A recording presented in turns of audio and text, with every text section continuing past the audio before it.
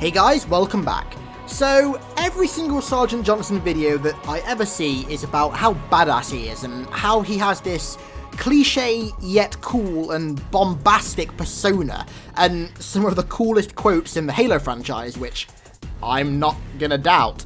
But this technically isn't the full ticket. So today, we are gonna cover the darker side of Avery Johnson's history. Maybe this will change the mainstream perception of him and his character, and make people realise that he's more than just this two-dimensional badass with really cool quotes. Oh, I know what the ladies like. During the skirmishes on Installation 04, Captain Keyes, Johnson, and a squad of Marines went to investigate a supposed weapons cache that they gained intel on thanks to a captured elite. This weapons cache turned out to be non-existent, and in the installation in the middle of the swamp where it was supposedly located, the Flood had been released. Johnson's squad was surrounded by infection forms and came under attack from the Flood in the iconic Jenkins helmet cam scene.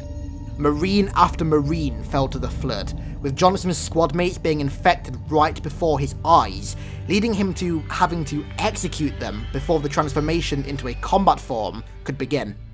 Johnson, however, made it out alive, unscathed. The infection forms were unable to infect him. Now, this was partly down to his skill as a soldier, managing to avoid the infection forms and kill any that got relatively close, but there is another reason that he's more difficult to infect, a biological reason.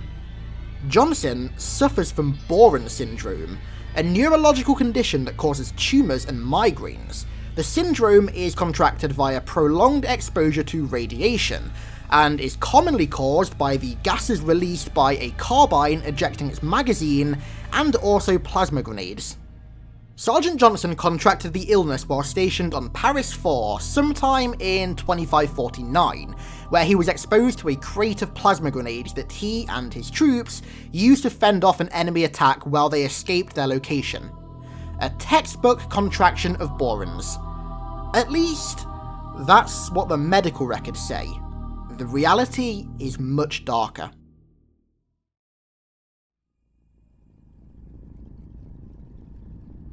Early in his career, Sergeant Johnson volunteered to join the Orion Project, later coined the Spartan 1 program, which was under control of only Section 3. This project's intentions were to biologically augment regular soldiers, effectively turning them into super soldiers. They incorporated the latest biochemical breakthroughs to enhance pretty much every single aspect of a human. Physical and mental dexterity were vastly improved. This was some of the first super soldier testing on humans, and it was damn effective. Johnson was one of the 165 graduates of the program. However, its details were kept under tight lock and key due to the highly controversial nature of only experimenting and artificially augmenting human beings.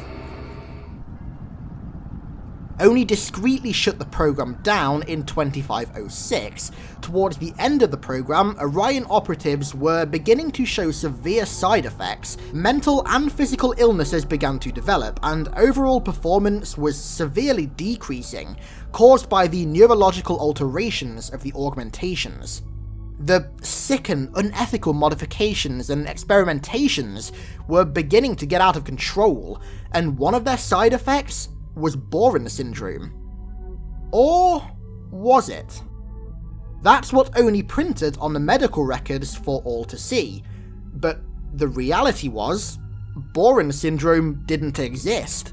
It was a cover-up illness to divert any study of the altered neurology of the Orion candidates away from the original source, and they used the incident with the plasma grenades on Paris 4 as the reason why Johnson supposedly had this fake illness. Files associated with the Orion project confirming the augmentations, human experimentation, and biochemical alterations were later destroyed or covered up by only Section 0, following the shutdown of the program.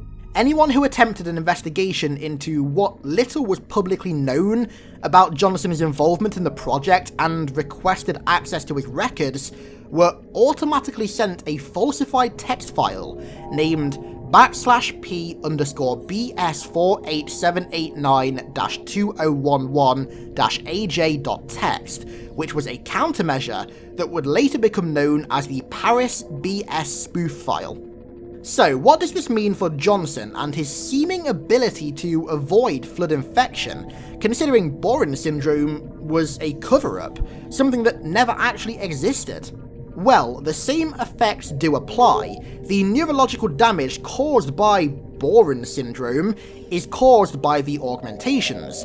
This is key because a nervous system is the base prerequisite for a host to be infected and become a combat form. It's one of the reasons why hunters can't be infected. They don't have a central nervous system. With Sergeant Johnson's damaged and altered nervous system, the most likely reason is that the infection form can almost sense that it's beyond repair, so just elects not to infect him. Another possible explanation is that the nervous system is altered so much that infection isn't even possible, so the infection forms just don't even bother trying to infect him. So, that's it. The dark, sketchy, and, of course, only manipulated section of Sergeant Avery Johnson's history. The section covered in black ink and bad records.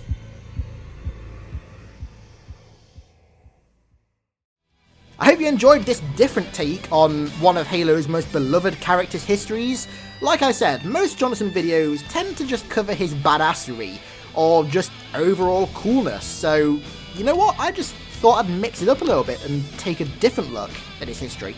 Tomorrow I want to pitch an idea to you guys as to how 343 can make us willingly, and I genuinely mean that, want to replay Halo 5's campaign, and even enjoy doing so.